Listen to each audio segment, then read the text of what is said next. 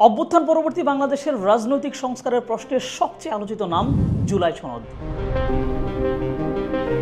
আন্দোলনকারী একটা পক্ষ জুলাই অভ্যুত্থানের সাংবিধানিক ভিত্তি এবং দেশের রাজনৈতিক এবং প্রশাসনিক কাঠামোতে আমূল সংস্কারের দাবিতে একটা সনদের দাবি করে আসছিল। একটা পর্যায়ে দেশের সব রাজনৈতিক দল এই জুলাই ঘোষণাপত্র বা জুলাই সনদের পক্ষে অবস্থান নিলে সরকার নিজ উদ্যোগে এটি প্রণয়ন করার সিদ্ধান্ত নেয়। এরপরেও নানান চড়াই উতরাই পেরিয়ে শেষমেশ জুলাই সনদ প্রণীত হয়, কিন্তু এটার সাংবিধানিক ভিত্তি এবং জুলাই সনদে আনা বিভিন্ন প্রস্তাব কিভাবে বাস্তবায়িত হবে সেই ব্যাপারে স্পষ্ট কিছু বলা হয় না। এরপর আরও কিছুদিন অতিবাহিত হয় এবং জুলাই সনদে জাতীয় ঐক্যমত্য কমিশনের মাধ্যমে আনা সংস্কার প্রস্তাবগুলো যুক্ত হয়। সেই প্রস্তাব সহ জুলাই সনদে ফাইনালি রাজনৈতিক দলগুলোর স্বাক্ষর গ্রহণ অনুষ্ঠিত হয় অক্টোবরের মাঝামাঝি সময়। কিন্তু যখন থেকে সরকার জুলাই সনদে স্বাক্ষর নেওয়ার কার্যক্রম শুরু করে তখন থেকেই অভ্যুত্থান থেকে উঠে আসা রাজনৈতিক দল এনসিপি জুলাই সনদের সুস্পষ্ট সাংবিধানিক ভিত্তির ব্যাপারে নিশ্চয়তা না পেলে সনদে তারা সাইন করবে না বলে জানায়। অনেকেই ভেবেছিল যে এনসিপির এই দাবির সাথে জামাত ইসলামও একাত্মতা পোষণ করে হয়তো জুলাই সনদে সাইন করবে না, কিন্তু এনসিপি ছাড়া মোটামুটি সব দলই জুলাই সনদে স্বাক্ষর করেছিল। ঠিক যেই সময় জুলাই সনদের ইস্যুতে এনসিপিকে ছেড়ে গিয়েছিল জামাত ইসলাম, সেই সময় দেশব্যাপী এই এনসিপিকে নিয়ে বেশ ট্রল হলো। কিন্তু এখন কিন্তু দাবার চাল ঘুরে গেছে। অক্টোবরের 28 তারিখ জাতীয় ঐক্যমত্য কমিশন জুলাই সনদের বাস্তবায়নের রূপরেখা ঘোষণা করেছে, যেখানে এনসিপির যেমনটা দাবি ছিল যে গণভোট বা গণপরিষদ গঠন করে জুলাই সনদের একটা আইনি ভিত্তি বা সাংবিধানিক ভিত্তি দিতে হবে, প্রয়োজনীয় সংবিধানের সংশোধনটা রাজনৈতিক সরকার ক্ষমতায় আসার আগেই করতে হবে, সেরকম একটা প্রস্তাবই এসেছে ঐক্যমত্য কমিশনের সুপারিশে, যার ফলে সনদে সাইন না করেও এনসিপি এইটা নিয়ে এখন বেশ খুশি। আবার জামাত ইসলাম সনদে সাইন করেও তারা খুশি, কিন্তু অন্যদিকে বিএনপি এই সনদে সাইন করেছে কিন্তু এখন এই সুপারিশে তারা অখুশি। সংবিধান পরিবর্তন, গণভোট আয়োজন কিংবা গণপরিষদ গঠনের ইস্যুতে যেখানে বিএনপি আগে থেকে বিপক্ষে ছিল, সেখানে সেই গণভোটের বিষয়টা জোরে সোরে আসায় বিএনপি এখন খানিকটা বিপাকে পড়ে গেছে। কারণ যখন বিএনপি জুলাই সনদে স্বাক্ষর করেছিল তখন কিন্তু সেখানে গণভোটের ব্যাপারে কিছু বলা ছিল না, বরং সংবিধান সংস্কারের মতো বিষয়গুলো তখন সংসদের কাছে ন্যস্ত করা হয়েছিল, কিন্তু সেটা এখন ঘুরে গেছে। তো অন্তর্বর্তী সরকার আসলে কেন এইরকম আচরণ করলো? বিএনপিকে সনদ নিয়ে বিপাকে ফেলার জন্য কি এনসিপি, জামাত এবং সরকার একসাথে কোনো প্ল্যান করেছে? আসলে জুলাই সনদ এবং গণভোটের ইস্যুতে দেশে হচ্ছেটা কি, চলেন বিস্তারিত জেনে নেই। তার আগে একটু খেয়াল করে দেখেন আপনার এই চ্যানেলটা সাবস্ক্রাইব করা আছে কিনা, না করা থাকলে সাবস্ক্রাইব করে দেন। প্রথম কথা হচ্ছে, গণভোট কি এমন জিনিস যেটা নিয়ে লাস্ট কিছুদিন দেশে অনেক আলোচনা হচ্ছে, আর গণভোটের মাধ্যমে কোনো জনরায় আসলে সেইটা কি পরিমাণ শক্তিশালী অবস্থায় থাকে সেইটা আমাদেরকে জানতে হবে। খুব সহজ বাংলায় যদি বলি, আধুনিক রাষ্ট্রগুলো তার আইন এবং সংবিধানের লিখন পরিবর্তন পরিমার্জনের জন্য আইনসভার উপর নির্ভরশীল, মানে সংসদের উপর নির্ভরশীল। যে সংসদের সদস্যরা থাকেন মূলত ওই দেশের জনপ্রতিনিধি, কিন্তু দেশে যদি এমন পরিস্থিতি থাকে যেখানে আইনসভারই কোনো অস্তিত্ব নাই, সেখানে জরুরি ভিত্তিতে আইন তৈরির জন্য কিংবা সংবিধান তৈরির জন্য কয়েকটা উপায় গ্রহণ করা হয়। যদি এমন হয় যে দেশটা মাত্রই স্বাধীন হয়েছে, তাহলে তো সেই দেশে আইনসভাও নাই, আবার কোনো সংবিধানও নাই। সেক্ষেত্রে প্রথমেই দেশটা একটা সংবিধান রচনা করার উদ্যোগ নেয়। সংবিধান রচনার জন্য তখন সেই দেশে একটা গণপরিষদ গঠন করা হয়। গণপরিষদটাও আসলে আইনসভার মতোই, কিন্তু আইনসভা বা সংসদের একটা নির্দিষ্ট কাঠামো থাকে, সাংবিধানিক ভিত্তি থাকে, কিন্তু নতুন দেশে তো আসলে সংবিধানই নাই, তাহলে আইনসভা থাকবে কিভাবে? তাই সদ্য স্বাধীন দেশের জনপ্রতিনিধিদেরকে নিয়ে একটা পরিষদ গঠন করা হয়, যেটাকে মূলত গণপরিষদ বলে। এখন সদ্য স্বাধীন দেশের জনপ্রতিনিধি পাওয়ার প্রক্রিয়াটা কি হবে সেটা এক এক দেশে এক এক রকম হতে পারে। যদি এমন হয় যে দেশটা কোনো বড় রাষ্ট্রের প্রদেশ ছিল, তাহলে সেখানকার প্রাদেশিক আইনসভার যেই সদস্যরা থাকেন তারাই গণপরিষদ গঠন করে, কারণ তারাও তো জনগণের ভোটে নির্বাচিত ছিল।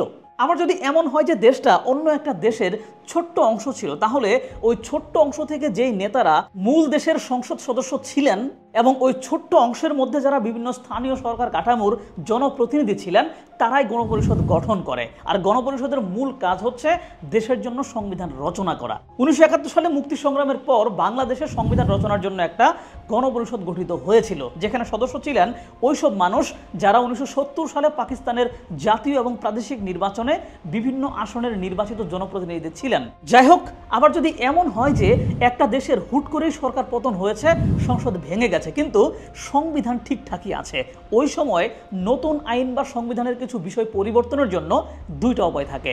এক, ওই বিশেষ সময়ে যিনি সরকার প্রধান থাকেন তিনি কিছু অধ্যাদেশ জারি করে আইন বানাতে পারেন।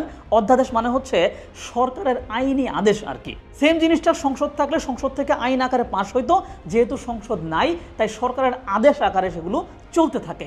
পরবর্তীতে যখন সংসদ গঠিত হয় তখন সেই আদেশগুলোকে সংসদ অনুমোদন দিয়ে আইনে রূপান্তর করে। দ্বিতীয়ত, কিন্তু যেই ব্যাপারগুলো আদেশের মাধ্যমে করা যায় না, যেমন সংবিধানের কোনো বিশেষ ধারার পরিবর্তন কিংবা বিশেষ মুহূর্তে যেই সরকার ক্ষমতায় এসেছে তিনি লম্বা সময় ওইভাবেই থাকবেন কিনা এইটার জনসম্মতি আদায় করা, সেক্ষেত্রে সরকার গণভোট আয়োজন করে, মানে জনগণকে প্রশ্ন ছুড়ে দেয় তাদের হ্যাঁ কিংবা না মতামত নেয়ার জন্য।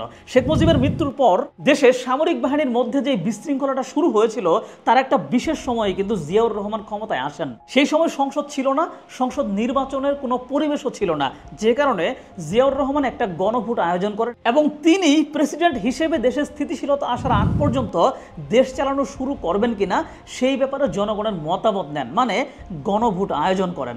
ভোটের ফলাফল পজিটিভ হলে তিনি দেশ চালানো শুরু করেন এবং একটা নির্দিষ্ট সময় পরে গিয়ে দেশের জাতীয় নির্বাচন আয়োজন করেন।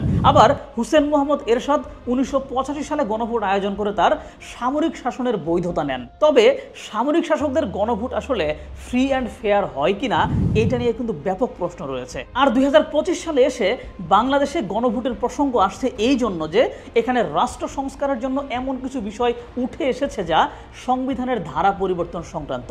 আর সংবিধানের ধারা তো এই সরকার পরিবর্তন করতে পারবে না। আবার বাংলাদেশের রাজনৈতিক সংস্কৃতি বিবেচনায় এটা পরবর্তী নির্বাচিত সরকারের জন্য ফেলে রাখাটাও একটা রিস্ক যদি তারা সেইভাবে পরিবর্তন না করে। তাই সংবিধানের সেই বিষয়গুলো পরিবর্তন করা হবে কিনা সেইটার জন্য সরাসরি জনগণের মতামত জানা প্রয়োজন।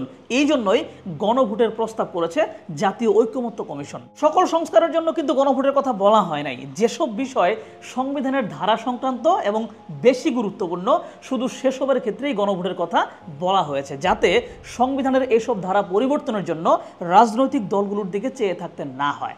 আবার অনেকেই ভাবতেছেন যে গণভোটের মাধ্যমে একবার কিছু হয়ে গেলে সেইটা মনে হয় আর জীবনও চেঞ্জ করা যায় না। ব্যাপারটা কিন্তু এমন না। পরবর্তীতে যখন সংসদ গঠিত হবে তখন সংসদের মাধ্যমেও সংবিধানের বিষয়গুলো নিয়ম মেনে চেঞ্জ করা যায়। ফ্রান্স এবং তুরস্কে কিন্তু গণভোটের মাধ্যমে সংবিধানের কিছু বিষয় পরিবর্তন করা হয়েছিল এবং সেই একই বিষয়গুলো পরবর্তীতে আবার সংসদের প্রতিনিধিরা চেঞ্জ করেছিল। মানে এখন যদি বাংলাদেশের সংবিধানে কিছু বিষয় যুক্ত করা হয় সেটা সংবিধান সংশোধন সংক্রান্ত বিধান মেনে পরবর্তীতে সংসদ সদস্যরাও চেঞ্জ করতে পারবে। এখন কথা হচ্ছে সংবিধান সংক্রান্ত সেই বিষয়গুলো আসলে কি। তো এইটা সংক্ষেপে জানার পর আমরা খুঁজে দেখব, যেহেতু বিএনপি সংবিধান পরিবর্তনের ব্যাপারে শুরু থেকে বিপক্ষে ছিল, তাই বিএনপিকে গণভোটের লাইনে আনার জন্য কোনো বিশেষ কৌশল কি এই সরকার, জামাত ইসলাম এবং এনসিপি মিলে নিয়েছে কিনা। মনে করে দেখেন, 24-এর অভ্যুত্থানের পরপরই নতুন সরকার রাষ্ট্র সংস্কারের উদ্যোগ নেয়। অনেকগুলো সংস্কার কমিশন গঠন করা হয়। কমিশনগুলো থেকে প্রাপ্ত সংস্কার সুপারিশগুলোর প্রতি রাজনৈতিক দলগুলোর ঐক্যমত প্রতিষ্ঠার জন্য কাজ শুরু করে জাতীয় ঐক্যমত্য কমিশন। বিভিন্ন গুরুত্বপূর্ণ সংস্কার প্রস্তাবগুলোকে জুলাই সনদ আকারে একত্রিত করে তাতে রাজনৈতিক দলগুলোর স্বাক্ষর নেওয়ার কাজ শুরু করে তারা। প্রথম থেকে জুলাই সনদের গুরুত্বপূর্ণ বিষয়গুলোকে সংবিধানে যুক্ত করার জন্য সরকারকে চাপ দিতে থাকে এনসিপি।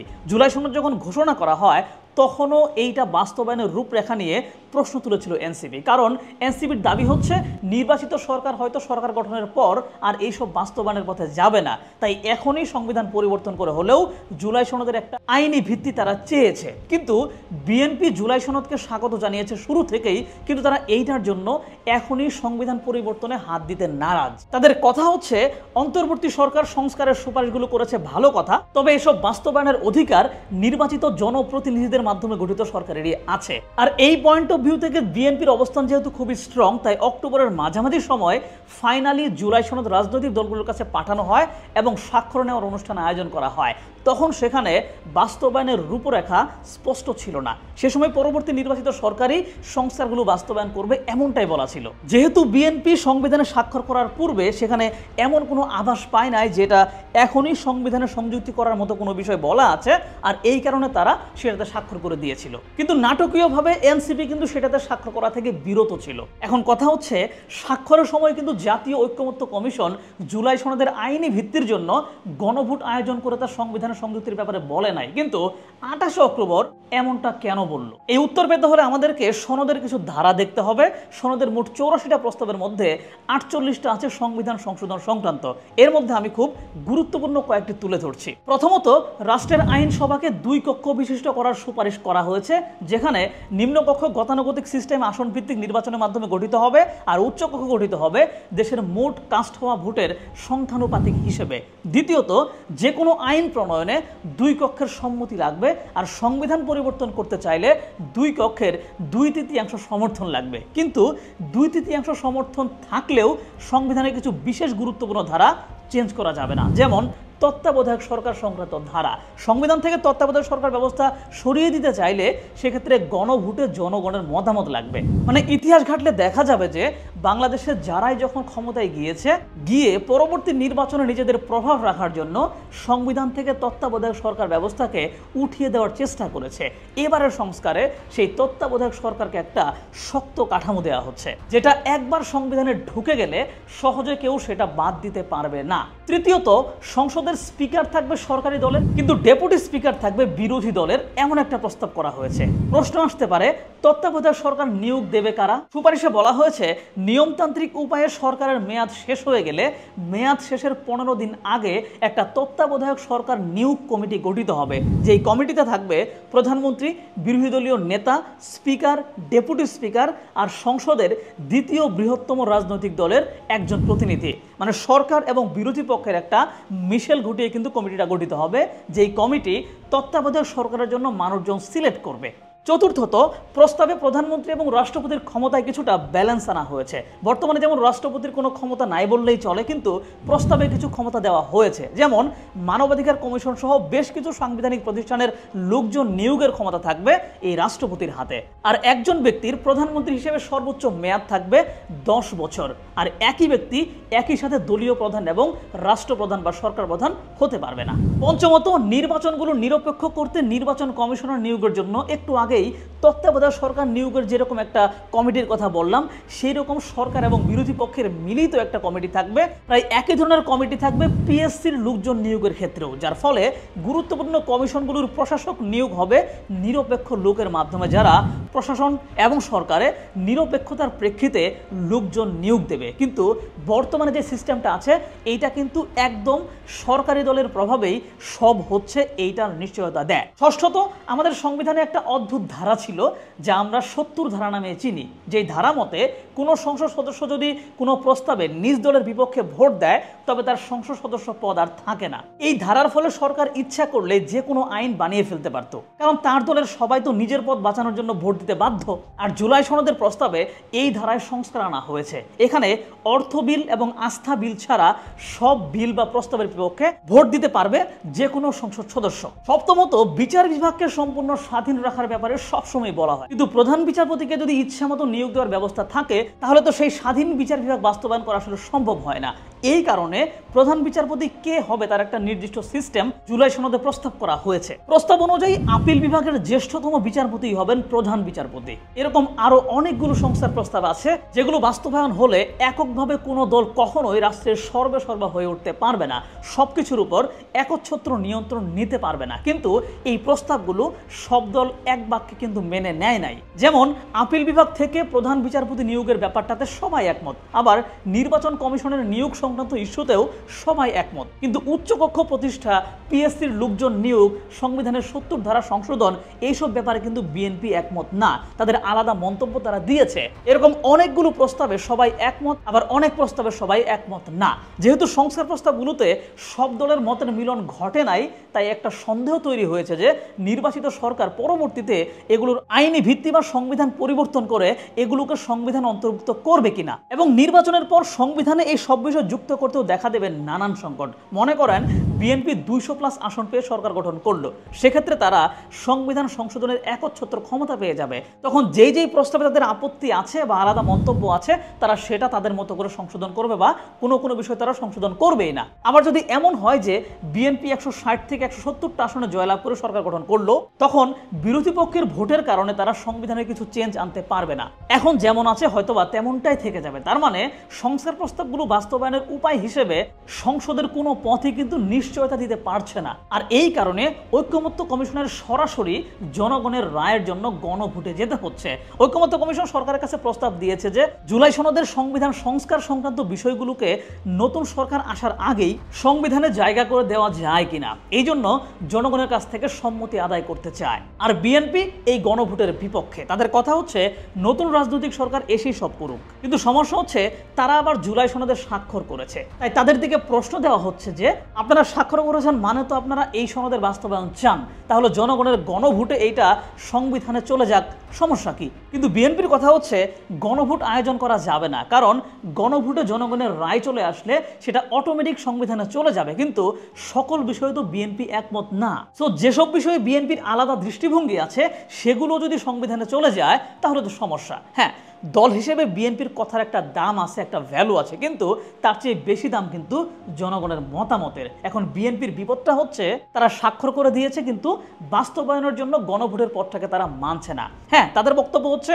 দলগুলো যেমন পুরো সনদ ভালো করে পড়ে তারপর স্বাক্ষর করেছে বা দ্বিমত ব্যক্ত করেছে, জনগণ তো পুরো ব্যাপারটা ঠিকঠাক জানেই না তারা গণভোটে আসলে কি রায় দেবে। একদিকে এই কথা ঠিক, তবে অন্যদিকে আবার চিন্তা করলে সরকার যদি কিছু বাস্তবায়নের জন্য জনগণের মতামত জানতে চায়, এইটা কিন্তু একটা ভালো দিক। সে তো আপাতত নিজের ইচ্ছা মতো সবকিছু চাপায় দিচ্ছে না, তাই না? জনগণের মতামত নিচ্ছে। কিন্তু বিএনপি এই গণভোটের বিপক্ষে অবস্থান নেওয়ায় এইটা প্রমাণ হয়ে যাচ্ছে যে বিএনপি জুলাই সনদে সাইন করেছে ঠিকই, কিন্তু নির্বাচিত হলে তারা সনদের পূর্ণাঙ্গ বাস্তবায়ন হয়তো করবে না। কারণ তারা বলতেছে যখন তারা সাইন করেছে তখন বাস্তবায়নের জন্য এই গণভোটের ব্যাপারটা ছিল না, তাই তারা সাইন করেছে। আর এখন গণভোটের ইস্যুটা সামনে আনা হচ্ছে, আর এই জন্য বিএনপির নেতাকর্মীরা এর বিপক্ষে অবস্থান নিচ্ছে।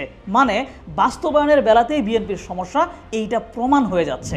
অন্যদিকে এনসিপি বাস্তবায়নের রূপরেখা না পেয়ে সনদে সাইনই করে নাই। এখন এই যে বিএনপি একটা দোটানার মধ্যে পড়ে গেল, এর পেছনে মূল দায়ী কিন্তু ওই ঐকমত্য কমিশন। তারা সনদ বাস্তবায়নের জন্য শুরুতে গণভোটের ইস্যুটা আনে নাই, এতে করে বিএনপি রাজি হয়েছে, এনসিপি রাজি হয় নাই। কিন্তু এনসিপির মতো ছোট্ট একটা দলের নারাজ হওয়াটা আসলে সনদ স্বাক্ষরে খুব একটা সমস্যা তৈরি করে নাই। কিন্তু যদি শুরুতেই গণভোটের ইস্যু আনা হইতো তবে এনসিপি হয়তো রাজি হইতো, কিন্তু বৃহৎ দল বিএনপি তাতে রাজি হইতো না। আর বিএনপির মতো দল সনদে সাইন না করলে তা অপূর্ণ থেকে যেত। তাই সনদের স্বাক্ষর নেওয়ার জন্য প্রথম কৌশলে ঐকমত্য কমিশন কিন্তু সফল।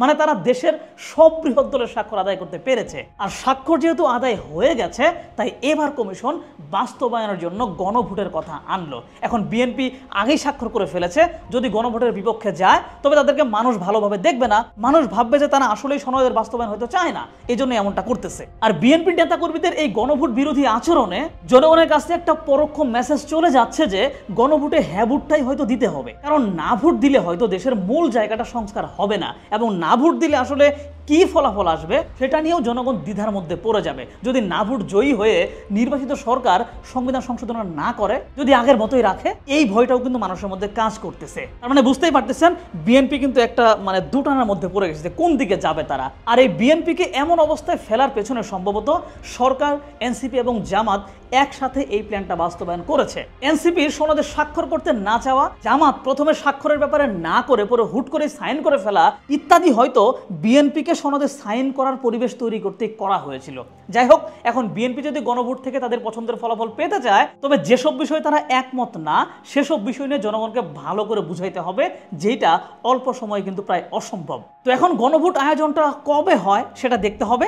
ইতিহাসে গ্রহণযোগ্য গণভোটের নজির কিন্তু খুব বেশি নাই। উপদেষ্টাদের বেশিরভাগের মতামত হচ্ছে জাতীয় নির্বাচনের সাথেই গণভোট আয়োজন করার, এতে করে জনগণকে দুইটা ভোট একসাথে দিতে হবে, একটা নিজের এলাকার এমপির জন্য আর একটা হ্যাঁ বা না ভোট। তবে সংবিধান সংশোধনের নিশ্চয়তার জন্য কিন্তু একটা উদ্যোগ অবশ্যই দরকার, সেটা গণভোট হোক বা নির্বাচিত দলের অঙ্গীকার হোক, যে কোনো একটা দরকার। যেহেতু বাংলাদেশে অঙ্গীকার করে তা পালন করার ইতিহাস খুব একটা ভালো না, তাই গণভোট একটা ভালো উপায় উপায় হতে পারে। তবে গণভোটের আগে এই কদিন অবশ্যই জনগণকে পুরো ব্যাপারটা ভালো করে বুঝাইতে হবে। না বুঝে হ্যাঁ বা না ভোট মেরে দেওয়ার চাইতে বুঝে শুনে ভোট দিলে সেইটা আরও দেশের জন্য ভালো হবে।